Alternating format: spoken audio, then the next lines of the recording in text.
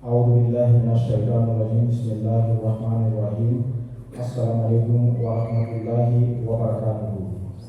We welcome all, including those reaching to us through Smart Bilal and all the platforms of Madina Media.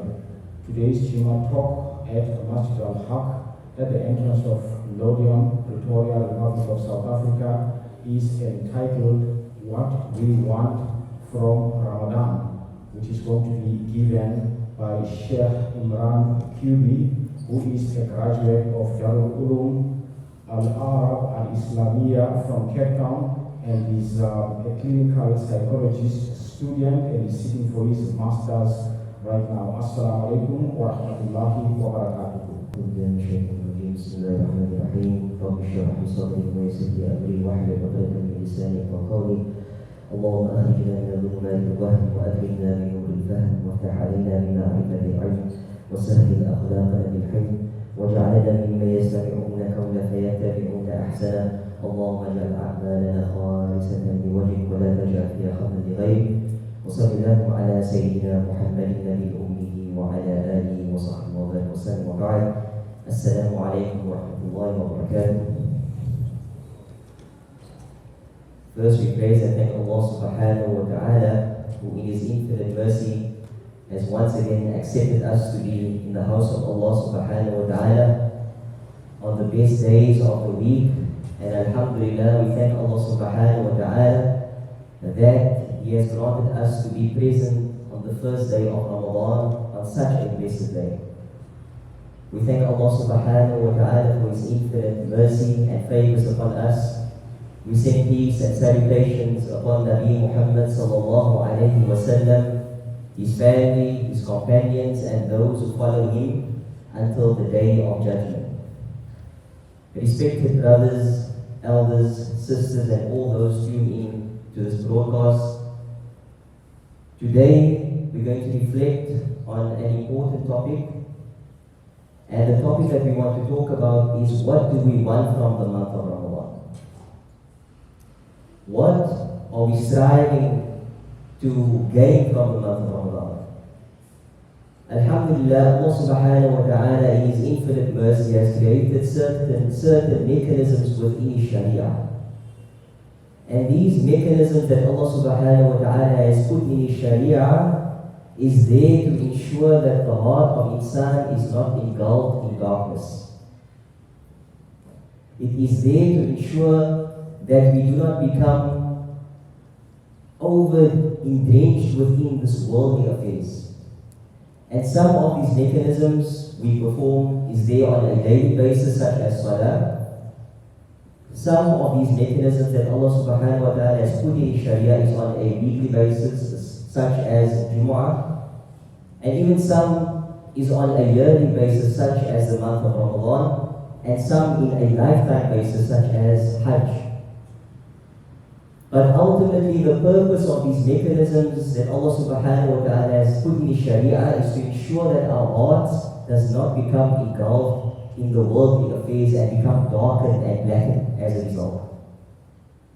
So of these mechanisms, the month of Ramadan is such a special thing to ensure that our hearts become brightened. Because in this month of Ramadan, Allah subhanahu wa ta'ala has locked away the shayateen. Allah subhanahu wa ta'ala has closed the doors of Jahannam. Allah subhanahu wa ta'ala has opened the gates of Jannah.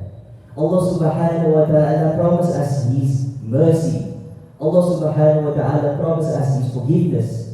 And ultimately Allah subhanahu wa ta'ala promised us the freedom of our necks from Allah subhanahu wa ta'ala promises the freedom of our necks from the fire of Jahannam.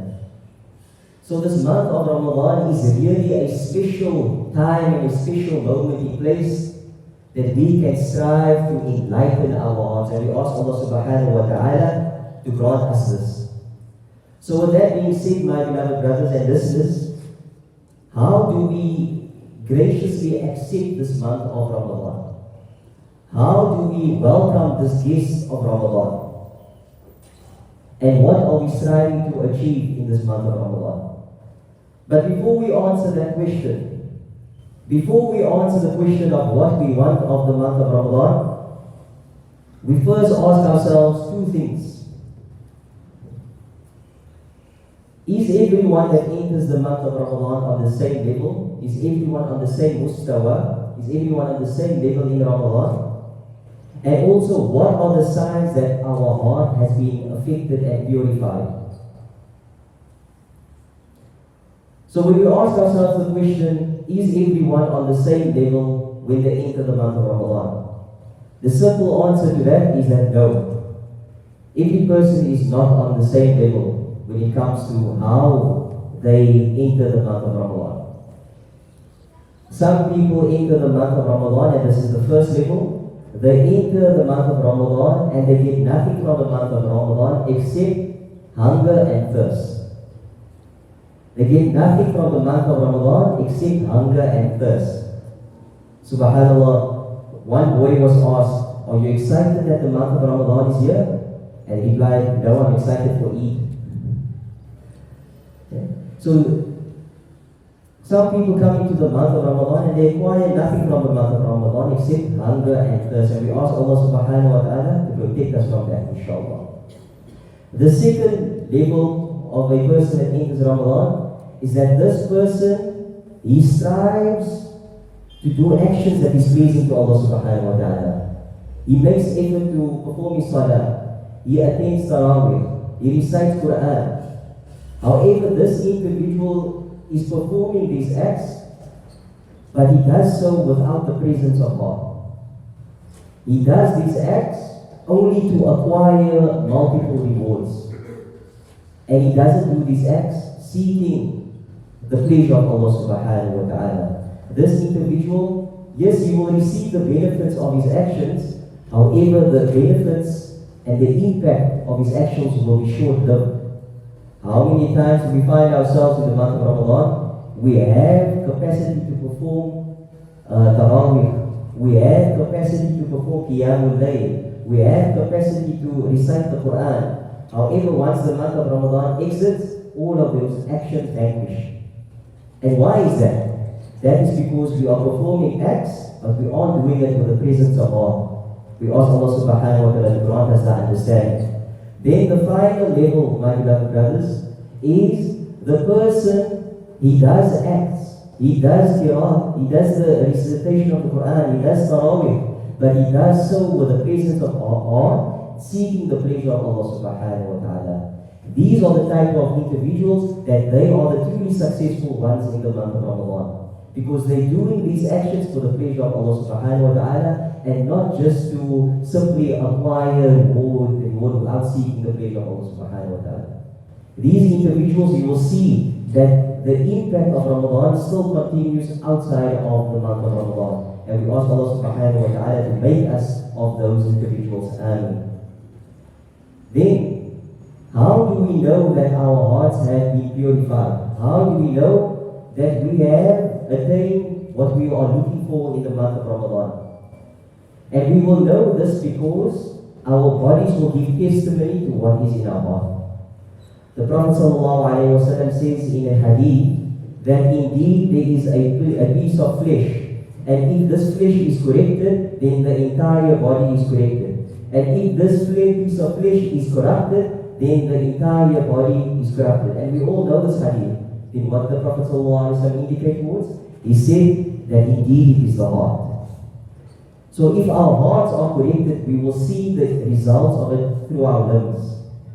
The person whose heart is purified, his tongue will be testimony to the purification of his heart. The person whose heart is purified, his mind will be testimony to the purification of his heart. The person whose heart is purified, his legs will be testimony to the purification of his heart. That's why Allah subhanahu wa ta'ala on the day of Qiyamah, what will speak? Our lips will speak by themselves. Our lips will speak by themselves. So, if our heart is purified by beloved brothers, we will see it in our body, in our actions that we are doing. So we ask Allah subhanahu wa ta'ala to grant us this, inshallah. So what do we want from the month of Ramadan? Ultimately, we want the purification of our heart. We want to strive for the purification of our heart and to be connected to Allah subhanahu wa ta'ala. And we're asking ourselves, how do we purify our heart? How do we attain that connection to Allah subhanahu wa ta'ala? And ultimately, we attain the connection to Allah subhanahu wa ta'ala through two means. The first means, inshallah, is to correct our relationship between ourselves and Allah. The first means is to correct our relationship between ourselves and Allah. And the second way that we're going to correct or purify our heart is to correct our relationships with us and the rest of insan. We're going to correct our relationships with us and the rest of people, the creation of Allah subhanahu wa ta'ala. So there is various steps, my beloved brothers, that we can talk about. And perhaps, inshallah, in the next time I come to the masjid, then we can definitely go into these specific steps, because there's quite a few. And then we can really discuss and go into and try and communicate what are the specific steps that we can take to correct our relationship with Allah subhanahu wa ta'ala and correct our relationship with people, inshallah. Because of time constraints, is this more time? 1 minute. Okay. Inshallah, perhaps when I come again, then we can really go into these different steps that we can apply. And we ask that Allah subhanahu wa ta'ala grant us the understanding. We ask that Allah subhanahu wa ta'ala bless our lives. We ask that Allah subhanahu wa ta'ala grant that this month of Ramadan must be the best month that we have ever experienced in our life. We ask that Allah subhanahu wa ta'ala not let us exit this month of Ramadan except that He has forgiven us. We ask that Allah subhanahu wa ta'ala not let us exit this month of Ramadan except that He has freed our neck from the fire of Jahannam. وَمَا تَوْفِيقِ إِلَّا بِاللَّهِ وَالسَّلَامُ عَلَيْكُمْ وَرَحْمَةُ اللَّهِ وَبَرَكَاتُهُ.